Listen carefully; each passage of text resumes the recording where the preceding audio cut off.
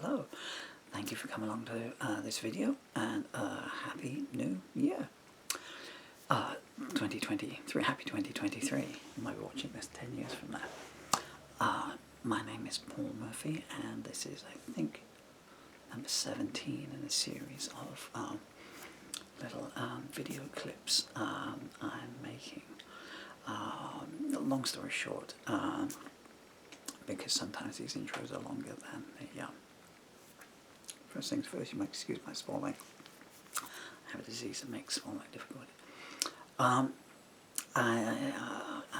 ex-musician, ex-stand-up comedian, and ex-author. Somewhere behind me is a pile of my books, and on the top there is Bob Dylan, the concert series, the 60s. I wrote a series of books about Bob Dylan's concert series, concerts, 60s and 70s. Put a lot of new information out into the public arena. I'd intended to update. I took 10 years off to raise babies, and then I intended to bring the books back out and publish 80s and 90s. 80s is finished, 90s is mostly done. Due to ill health, they're not going to come out, and I didn't want the research to go to waste, and so I'm making these little YouTube video shots just to put them out there. Today I'm going to be, excuse me, I wish I could do these better. You just have to take my word for it. I can't, I'm so sorry. So today I'm going to be talking about the Bob Dylan song Man of Peace, which is on this fine piece of work here, to paraphrase David Letterman, the Infidels album of 1983. And if you don't have the blue spec, Japanese blue spec edition, I'm not here to plug anything particularly, but it's a visual treat for your ears. Man of Peace is a song that Bob hasn't sung too many times in concert in his career. It appeared first in the 1984 tour, captured on mountains of Madrid bootleg, and he did some performances with the Grateful Dead on the 1987 tour. But, you know, I'm not here to be critical, but you know, they're not as good as they should have been. Anyway, so I need to refer you to this, if I can lift it. The Peter Falk Columbo episode, Now You See It, first broadcast on the 29th of February 1976, and starring the great Jack Cassidy, the late lamented Jack Cassidy, father of course of singer and actor David Cassidy.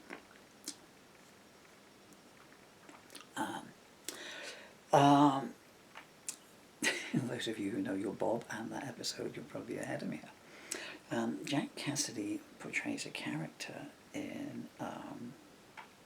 where was I going? Oh yes, so it's obvious that Bob Dylan was a fan of this particular episode, and one assumes was watching a rerun of it around the time that he wrote the song Man of Peace, probably maybe even as he watched it. Jack Cassidy, I'm sure you'll all know the episode. He plays the magician, the great Santini. Man of Peace, of course, was originally written. Its original title was Sometimes Satan Comes as a Man of Peace, which is, of course, the main refrain to the song. So, those of you who love your anagrams, you are ahead of me now. But so Jack Cassidy plays Santini.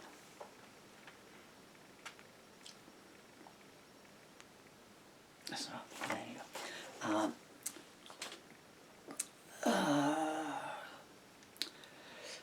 To go through parts of the episode, pull up the bits that obviously took inspiration from. Now, some of them are direct, some of them are very good speculation on the has a reasonable probability. Having written 1,000 songs myself, collected in these lyric anthologies behind me,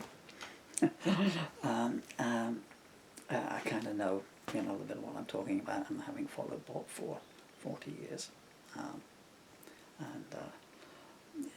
Well, what can I say? No one is disputing the facts I've put out there so far.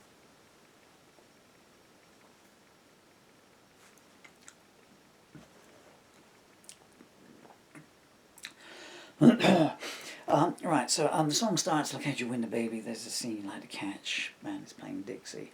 There's no band playing Dixie at the start of the episode.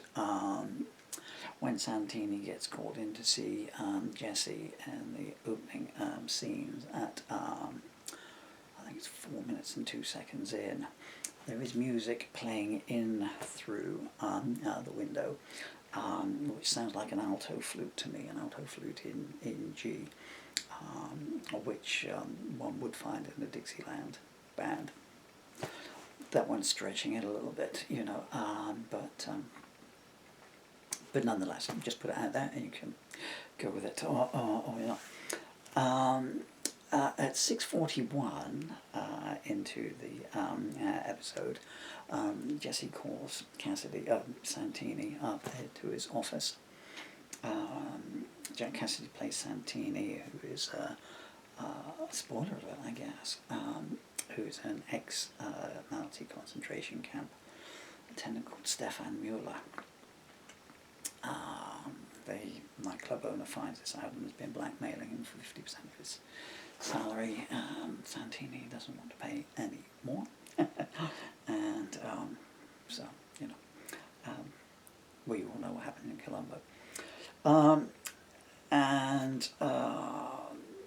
When Jesse is...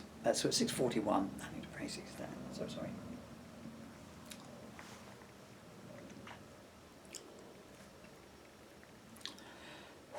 At 6:41, referring to Mueller's Nazi past, he does a Hitler salute, which I'm not going to do, and cries out, "Heil Hitler." So you've got the parallel with the Dylan line in the song there. Man got his hand outstretched, could be the Führer. Should point out that Infidels is... what have I covered so far in Infidels? Neighbourhood Bully I've covered so far. Oh, and Joker Man. I released some information about Joker Man on the amazing site run by Paul Sinclair called Super Deluxe Edition a while back. But the Infidels album is a very Israeli Dylan returning to his Jewish roots album. I covered a bit of that in my video on Empire Burlesque song, Something's Burning Baby. On some wary bits, at 7:29, Santini's daughter Della's boyfriend is singing. He's singing the theme song to Charade, which crops up a couple of times in the episode. Whether that is a reference to every song I love that's ever been sung, I know not, but again, just put that out there. Into the crux of the episode, at 12:08 into the video,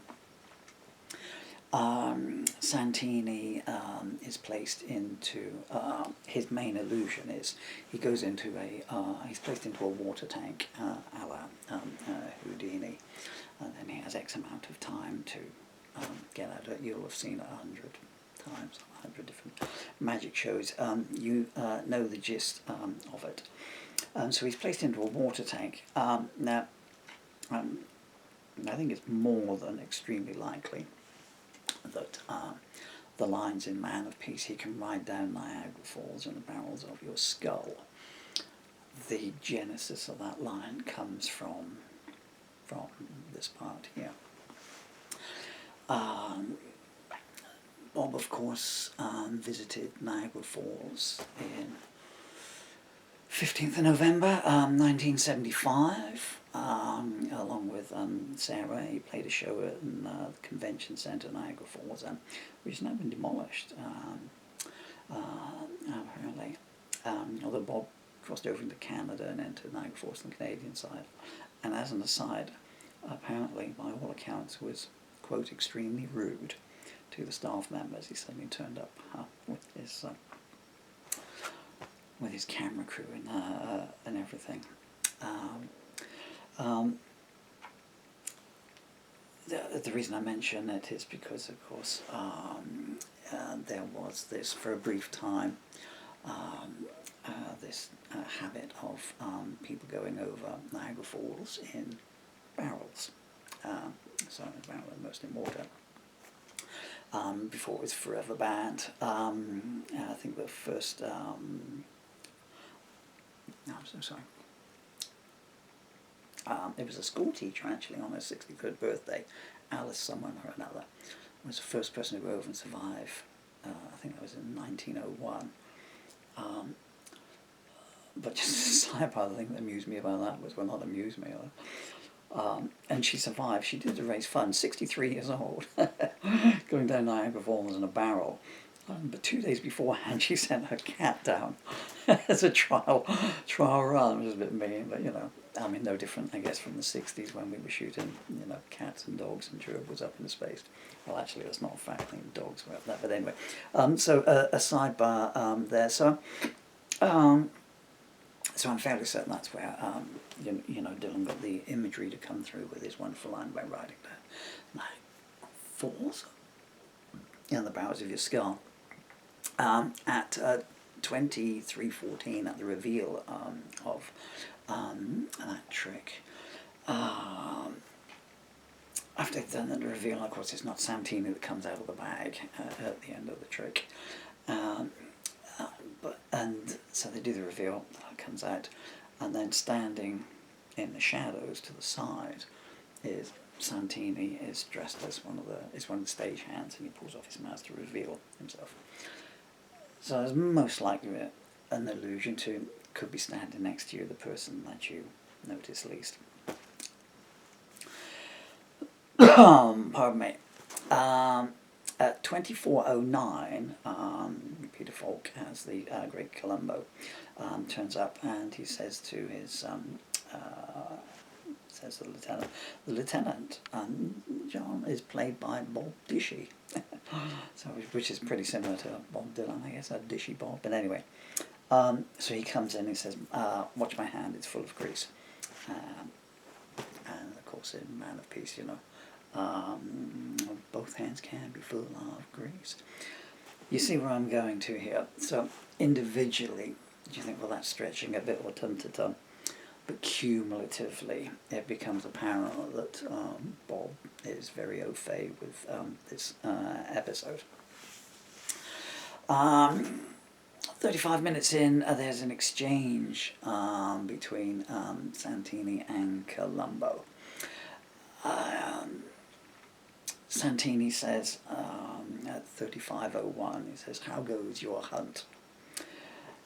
There's a line in Man of Peace, both eyes are looking like they're on a rabbit hunt, and indeed there is a rabbit in view just before this exchange, and then later on in the episode, backstage, as Columbo's prowling around that.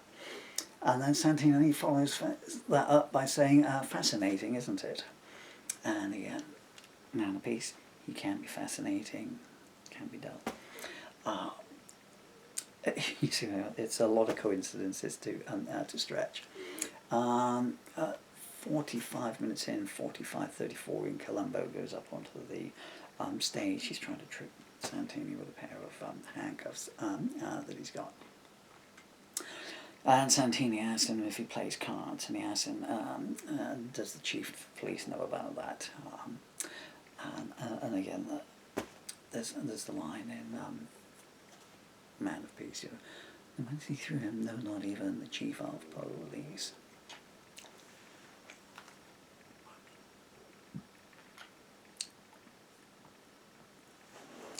There's a there's a line in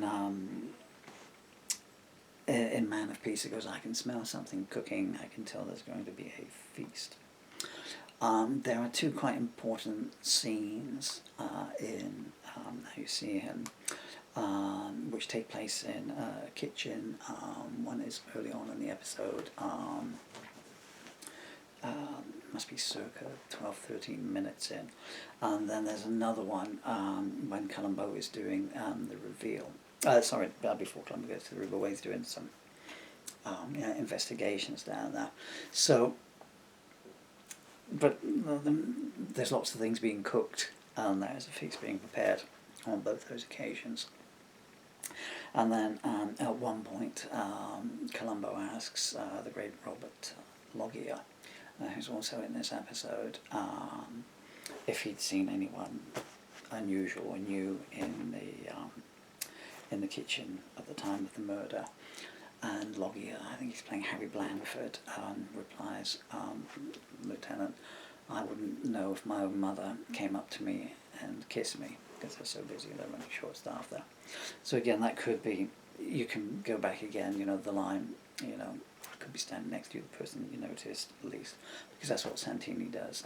To commit the murder, he dresses as a waiter and slides in through the kitchen completely innocuous and unnoticed in all the melee of the cooking that's going on. At 64 minutes in, there's an offshoot where Columbo goes to visit Mike Lally in a boarding house. Mike Lally is both the character's name and his real name. This is an additional scene that was written after the episode, and it was written by Peter Falk himself. And they're talking about when Lally first met Santini, and they're going through his name changes, and Lally says that he could impersonate anyone. He was a master of accents, and he says to Columbo, he could even imitate you. That's on the grounds of reasonable probability as a songwriter, I would suggest I would posit that is the inspiration for Sweet Gift of the Gab, Harmonious Tongue line. At which point, that's about all. What's that, 10, 12 references, that are either direct lifts, or, it can be inferred from the action that's taking place on the screen. However, there are some interesting offshoots to this as well. And from here I would need to reach over and reach my notes. I'm so sorry.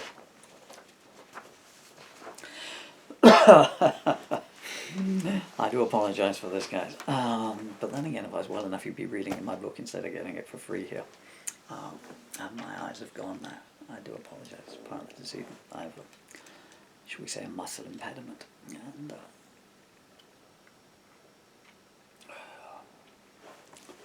we'll get through this. At 67 minutes in, Santini is talking to Columbo, and he asks Columbo, he says, so why are you so preoccupied? This is follows on from the Lally bit when he was in Europe under another name. And he says, why are you so preoccupied to find out my real identity? Which is a paraphrase or a lift from Up to Me, of course. Was I a fool or not to protect your real identity? However, this episode was broadcast on the 29th of February 1976, and the first release of Up to Me was by Roger McGuinn of the Byrds, who released it on his Cardiff Rose LP in May 1976.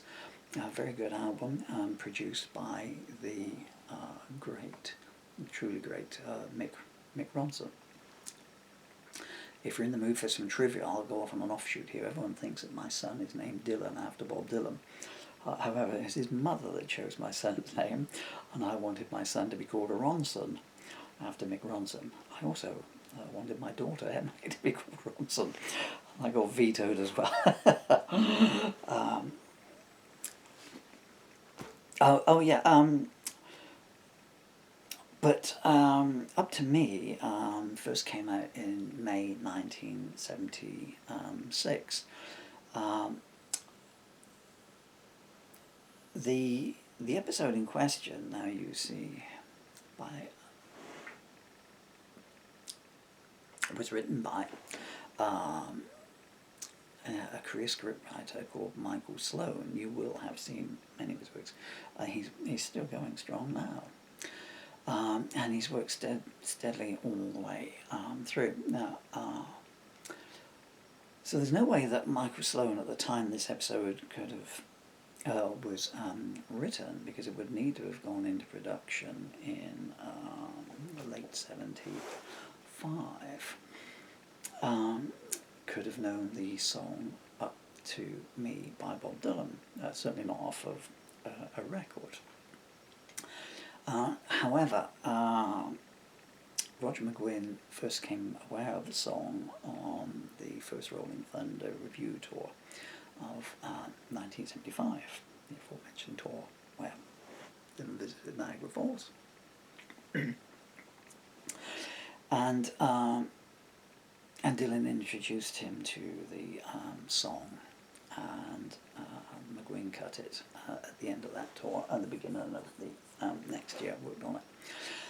Whether Roger McGuinn, sorry to use his surname, it's rude of me, performed that tour in any of the late shows in the Rolling Thunder Review tour, I know not. I researched it and I can't. There's just not enough information that said. Put it this way: I haven't been able to find a set list showing McGuinn having Roger McGuinn having sung it. Indeed, before August 1976 is the first definite I exist as a record or audio recorded performance. So whether he was singing in concert, and the scriptwriter Michael Sloan was there and picked up on this one line. That does seem to be stretching a little bit far, but the reason I mention it is because Michael Sloan, I'm fairly certain, is a Bob Dylan fan, or was at that point, because several of his scripts contain little Bob Dylan lyric clips. There's a Harry O episode from January 1976, Book of, it's going to escape me now, Book of Chants, I believe it's called. For instance, wherein the Bob Dylan song "Blonde or Blonde, Sooner or Later One of Us Know," and that comes up several times in that episode. So, I mean, it might just be the most amazing coincidence, but there's no way of knowing one way or the other. All I'm doing is just giving you the information. There's a couple of other tributary things. And this is running my glasses for these last bits because I was running out of paper and I put them in 8-point. I can't read them. Oh yeah, so at 67 minutes, Columbo says, when Michael Lally knew you in Europe, you were going under another name. Now this, of course, springs up in Bob's 1979 song, Gotta Serve Somebody, and maybe live in another country under another name. And finally, at 81 minutes,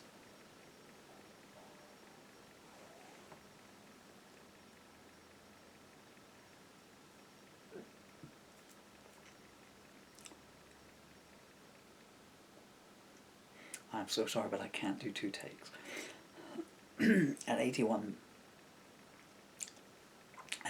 minutes, Santini's trying to flee the Magic Club, and Columbo says to him, "There's no sense running, sir. There's no place to run to." Which, again, those of you who know this, what put CD to now, the wonderful album Infidels, is a line from Neighborhood Bully. No place to run to. So there you go. So I think it's fairly safe to say that Bob is a fan of that particular episode of Columbo, and as I will cover in another one, that's not the only episode of Columbo that has yielded some direct quotes in some Bob songs. I just wanted to pop a little bit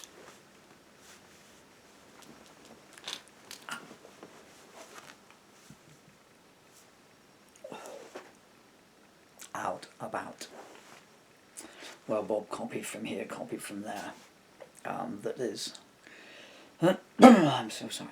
That is, followed him around almost all his life, most notably, of course, since the Newsweek article that sent him in such a rage that he tainted his relationship with the press ever since. Well, you did get the amazing Restless Farewell from it. But anyway, but as a songwriter myself, I've written, I have over 1,000 songs. You can't see them, but I'll show you. 6 LPs to my own name from too many decades ago. And Bob said, well, what did I... talking to Robert Sheldon once, and he said, well, what did I steal? Did I steal with the, etc.? Well, I mean, he was a little bit happy-handed with people's melodies, one might say. Sometimes even nicking his own. I mean, I think The Girl I Left Behind, The Girl I Left Behind, and then which came from Farewell to Tawathi, and then a Scottish folk ballad, and then he left the song behind, but took the tune and made Farewell Angelina out of it, and then forgot about that as well. But anyway, and as I've discussed in Mr. Tambourine Man video, a lot of the melody from Mr. Tambourine Man is actually Woody Guthrie's "This Land Is Your Land, This Land Is My Land, Hey Mr. Tambourine Man." But anyway, and as I said, but Bob, things come to you. You pick up phrases, words, etc. And if you are sitting around with a pen and paper, and something comes across a screen, or someone walks in the door, something might just come that will click something off, and you'll put that down. I mean, in this instance here, Bob has been watching this episode for at least an hour, and writing his own lyrics out and taking bits from that. But it needs to be mentioned that Bob has been stolen from a lot more than he's been the alleged thief or the lifter. What goes undocumented in many of these cases, such as the matter of even all the way back through to Don't Think Twice. I think a deal was done on with the lawyers there, of course, and Masters of War,